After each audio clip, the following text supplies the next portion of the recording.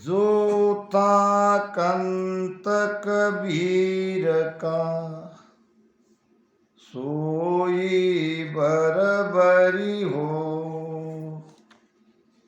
मनसा वाचा कर्मणा, चित और न धरी हो। दादू साहब फरमा रहे हैं। दादू साहब को भी कबीर साहब का अवतार माना जाता है। दादू साहब के वचन जे था कंत कबीर का।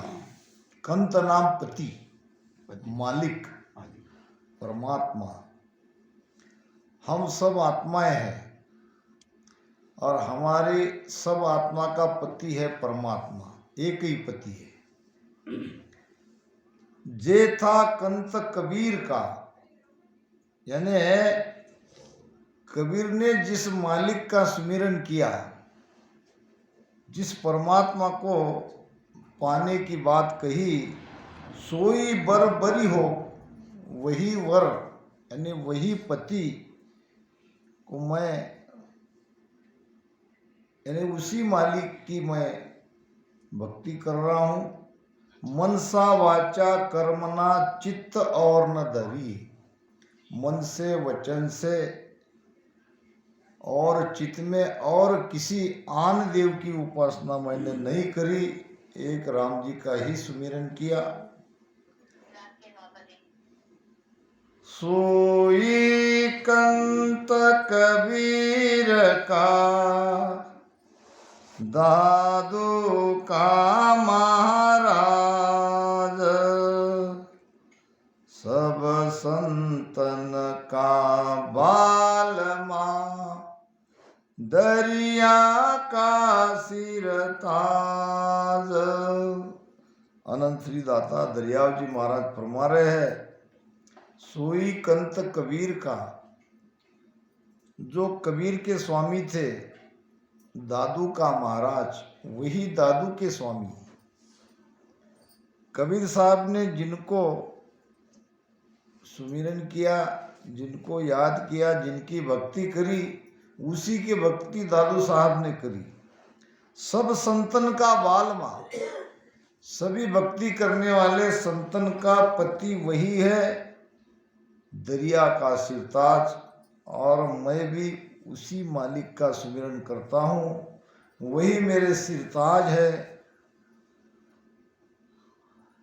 आपो खोज समझ सो कीजे, मैं उनमें हूँ भाया। आगे हंस तार जन लेगा, अब मैं तारण आया। अनंत सुख सम्राट सदगुरु सुखराम जी महाराज फरमा रहे हैं, आपो खोज समझ सो कीजिए। उस राम जी को आपको अपने भीतर ही खोजना है। ये ज्ञान को आप धारण करो, कैसे राम जी को भीतर पाया जा सकता है। मैं उनमें हूं भाया, यानी मैंने कोई अलग ज्ञान नहीं दे रहा। जो कबीर साहब ने दिया वही दादू साहब ने दिया, जो दादू साहब ने कहा वही दाता दरियाव जी महाराज ने कहा, जो दाता दरियाव जी महाराज ने कहा वही सब संतों ने कहा। अब सदगुरु सुखराम जी महाराज भी कह रहे कि मैंने भी वही ज्ञान दिया, मैं उसी ज्ञान को देने के लिए आया हूँ। आगे हंस तार जन ले गया, मेरे आगे इस हंसों का उद्धार अनेक संतों ने किया और उनकी शरण में जाकर अनंत जीवों का उद्धार हुआ। अब मैं तारण आया, यानी अब मैं उसी सत्ता को लेकर तारने के लिए आया हूँ, जीवों का उद्धार करने के लिए आया हूँ। तो हमको ये समझना है कि इन संतों में भिन्न भाव नहीं रखना चाहिए। ये कबीर साहब का ज्ञान है, ये दरियाव जी महाराज का है, ये हमारा है। पहुंचा पहुंचा एक मत, अन पहुंचा अनेक।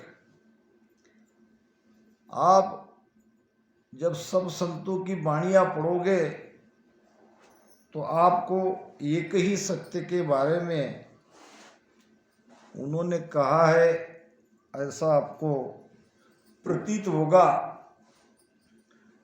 सबने शब्द की महिमा करी है। शब्द शब्द सब कोई कहे, वो तो शब्द विदेह। जिभ्या पर आवे नहीं, निरख परख कर ले। ये कबीर साहब कहते हैं शब्द के बारे में। अब सदगुरु सुखराम जी महाराज भी कहते हैं, मेरा शब्द अगम की वाणी, समझा हंस मिलेगा आणी। महाराज ने भी शब्द की महिमा करी है। महाराज भी कहते हैं कि मेरा शब्द क्या है। मेरा शब्द अगम देश की वाणी है। मेरा शब्द 52 अक्षर का शब्द नहीं है। मेरा शब्द अनामी है। मेरा शब्द नेक्षर है। समझा हंस मिलेगा आनी। अब जो इस शब्द को समझेगा, शब्द के भेद को जानेगा, वो उस देश में जाएगा। संतो कैया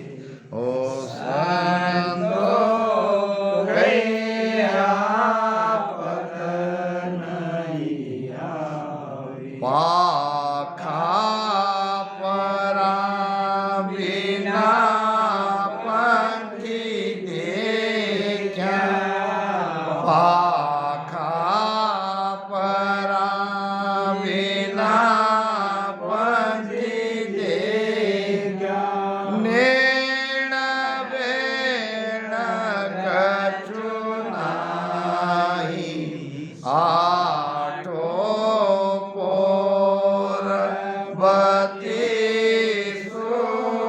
घड़िया आठो पोर बत्तीसो घड़िया उड़ेगी गन घर माई हो संतो गैया पतन नहीं आवे हो संतो गैया पतन नहीं आवे कृपा करे दया गुरुदेव की कृपा करे दया गुरुदेव जी जब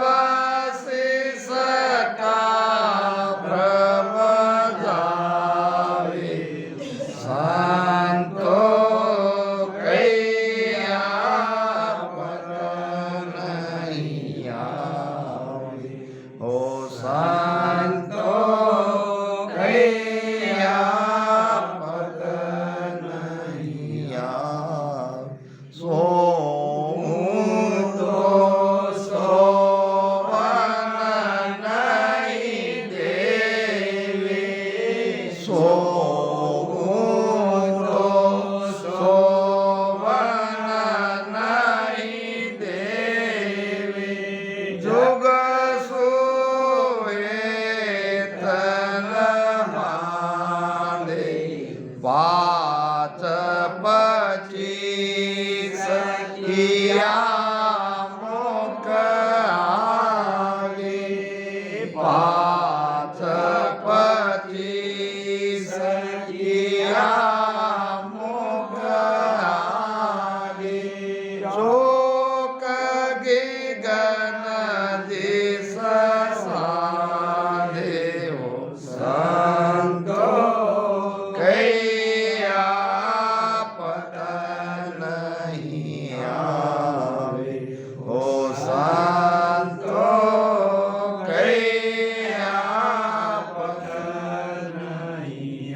आवे कृपा करे दया गुरुदेव जी कृपा करे दया गुरुदेव जी जब शिष का भ्रम जावे हो संतो कैया पतन नहीं आवे हो संतो कैया पतन नहीं आवे के सुख राम सबद की महिमा के सुख राम सबद की महिमा गीता मणियन खाई साधन ज्ञान बिना सुन सुमिरन साधन ज्ञान बिना सुन सुमिरन लिया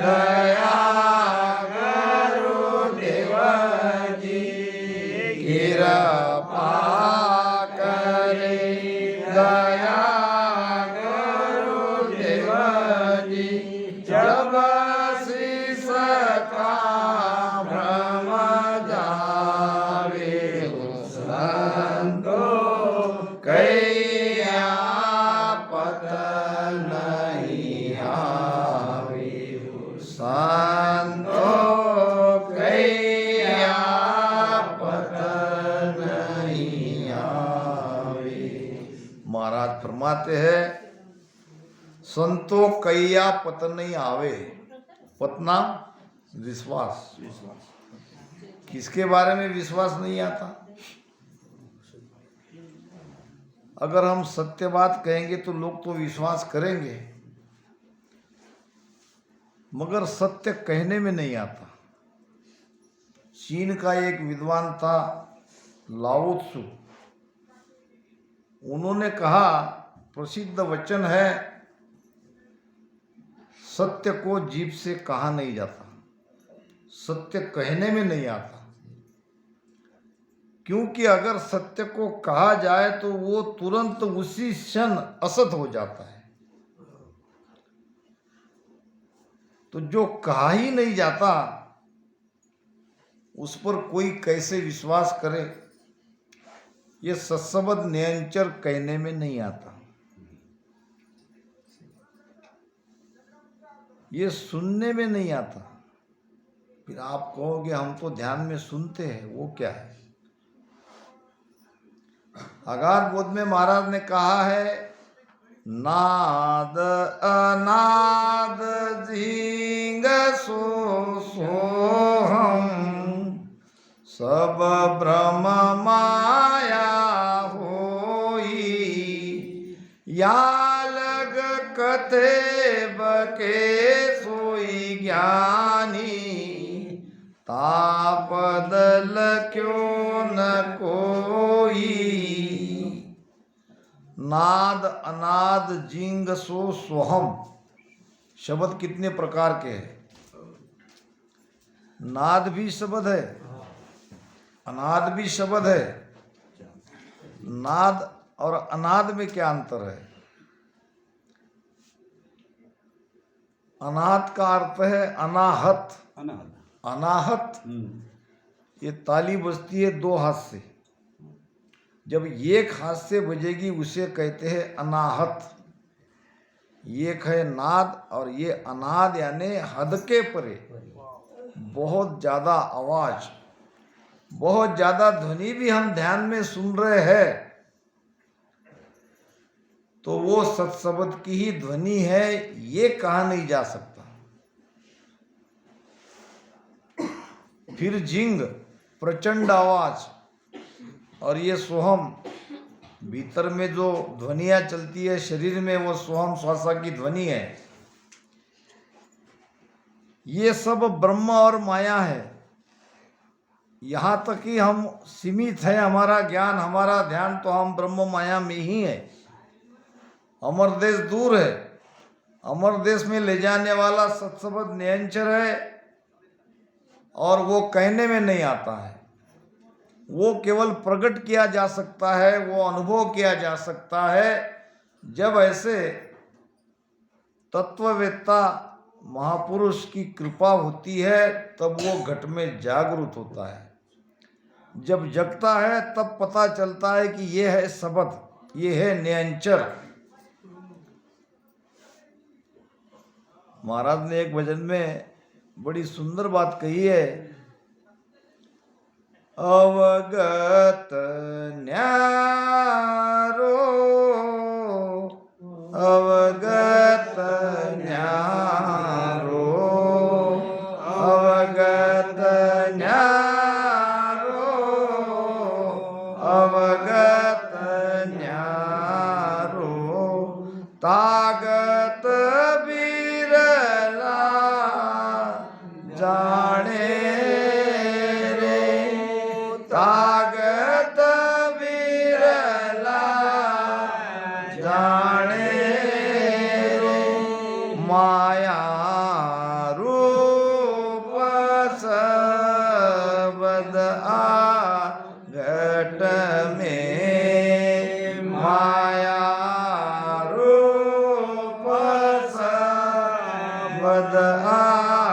घट में ताको तब काणे रे ताको तब काणे अवगत जिसकी गति लखने में नहीं आती वो अविगत परमात्मा न्यारा है, अलग है। क्योंकि जब तक वहां तक ले जाने वाला सत्सबद जगता नहीं, सत्सबद के साथ सुरती लगती नहीं। और सुरती क्या, हमको पिंड से ब्रह्मांड में पूरी हमारी प्राण शक्ति को ऊपर चढ़ाना पड़ता है सत्सबद के साथ। जब तक ये होता नहीं तब तक उस परमात्मा को लखा नहीं जाता। बाकी जो शब्द घट में है, ओम है, सोहम है, जिंग है, नाद है, अनाद है, ये सब माया ब्रह्म के शब्द है। दिसे चेन नेन सु निरके काना बाज सुनीजे तबल गुरे परे नहीं पूता नाद सुने मन बीजे। अब ये तो क्या क्या नहीं है ये बात होगी, मगर है क्या फिर वो शब्द? तो महाराज कहते हैं कि कृपा करे दया गुरुदेव जी। सदगुरु की कृपा जब होगी तब स्वयं पता चलेगा शब्द क्या है। अब वो शब्द कैसा है, यहां महाराज ने बता दिया सारा निर्णय। सांसा बिना पवन बिन पीवन। नियंचर जब जग जाता है तो नियंचर के साथ ये सब ऑटोमेटिक लगे रहते हैं। अभी हमको प्रयास करना पड़ रहा है, अभी हमको ध्यान में बैठना पड़ रहा है, अभी उसको मन लगाना पड़ रहा है। और आगे आगे जैसी जैसी ध्यान की यात्रा हमारी आगे बढ़ती जाएगी, ये त्रिकुटी तक ये सब होता रहेगा। त्रिकुटी के आगे आपको कोई प्रयास करना ही नहीं पड़ेगा। अगर आपके हमारे अंदर वो नियंचर है तो वो बिना श्वासा से, बिना पवन, यानी कोई ये क्रिया करने की आवश्यकता नहीं। क्रिया करोगे तो ज़्यादा देर तक नहीं करोगे, बहुत कम मात्रा में भजन होगा, 5 मिनट 10 मिनट नहीं भजन होगा तो सुरती ऊपर चली जाएगी शब्द के साथ और वो आनंद आता रहेगा, आप चाहे भी और नहीं चाहे भी। तो सासा बिना पवन बिन पीवन नामन निजमन कोई सूरत निरत नहीं चित चेतन। न सुरती न नृत्य न चित लगाना पड़ता है, न कोई सुमिरन करना पड़ता है, वो सब ऑटोमेटिक होते रहता है। वस्त अमोलक होई, ये है अमोलक वस्तु है नियंचर। ऐसी स्थिति अगर हो रही है तो आप नियंचर के साथ हो, नहीं तो और किसी शब्द के साथ आपकी यात्रा हो रही है। पाखा परा बिना पंखी देखा नैण बेण कचुनाई। अब ये शब्द को पक्षी की उपमा दी है। अब पक्षी 2 पंख से उड़ता है। अब ये नियंचर को दोनों पंख नहीं है, वो दोनों पंख क्या है, ओम सोम या आती जाती श्वास, ये दोनों श्वास दोनों पंख है।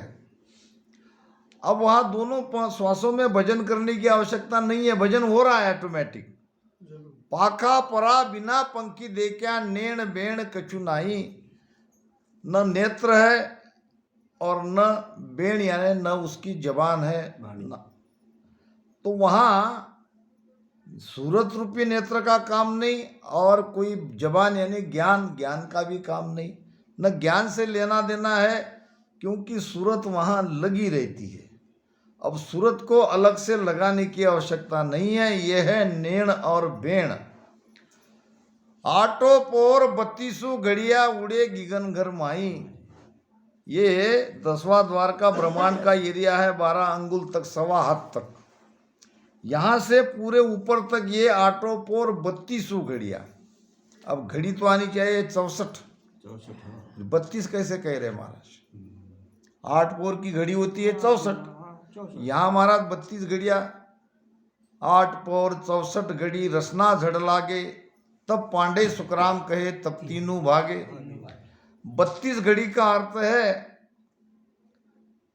ज्ञान और अज्ञान।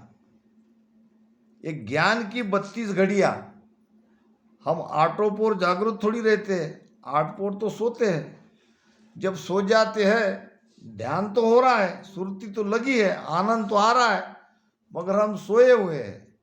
ये 32 घड़ियां गई इस अज्ञान अवस्था में, और जब जागृत है तब तो उसका आनंद ले रहे हैं। ये है 32 घड़ियां, 8 पोर 32 घड़ियां। वैसे वो 64 घड़ी अखंड ध्वनि उसकी सुनाई देती है, मगर हम अचेत रहने के कारण वो शब्द बराबर सुरती उसका आनंद लेती है, फिर भी हमें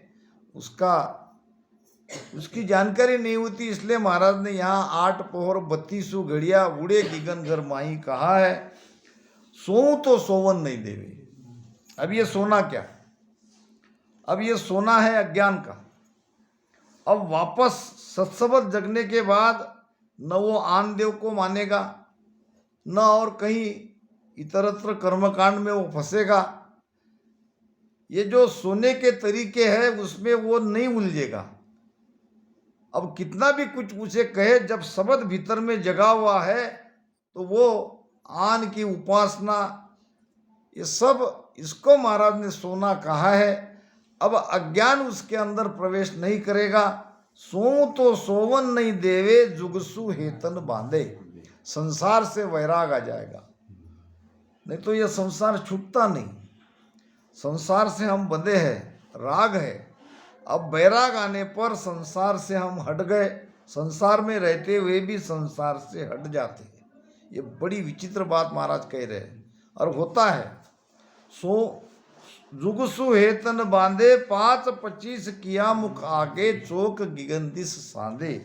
5 विषय 25 प्रकृति को बस में करके सुरती ऊपर ऊपर ऊपर ऊपर ब्रह्मांड की ओर जाती है। के सुखराम शब्द की महिमा। अब ये शब्द की नियंचर की महिमा महाराज कहते हैं कि मैं क्या कहूँ, कैसे करूँ, ये तो महिमा की ही नहीं जाती। के सुखराम शब्द की महिमा कहता बनियन काई, ये कहने में नहीं आता है। कितनी महिमा की जाए उतनी कम है, क्योंकि ये शब्द साजन यानी साधना, साजन ध्यान बिना सुन सुमिरन। न साधना करने की आवश्यकता है, न ध्यान करने की आवश्यकता है, न सुमिरन करने की आवश्यकता है। इसका मतलब ये नहीं लेना कि हमको कुछ करना नहीं पड़ेगा, ये करने के बाद ही ये स्थिति होगी। जब ये सुषुम्ना हजारों धार से ब्रह्मांड में बहने लगेगी तो आपको बैठ के भजन करने की आवश्यकता नहीं है। आप जहाँ हो, जिस स्थिति में हो, वहाँ आपका भजन चल रहा है। इसको महाराज ने कहा है साजन ध्यान बिना सुन सुमिरन। अब बैठ के आवश्यकता नहीं है, अब भजन हो रहा है। बोलत तालत खावत पीवत धंधे माए पुकारे रे। खाते पीते उठते बैठते सोते जागते चलते फिरते आपका भजन हो रहा है। शब्द आपको नहीं छोड़ सकता। आप चाहे कितना भी उसे भुलाने की कोशिश करे, वो भूला नहीं जाता। ऐसा ये शब्द है। आइए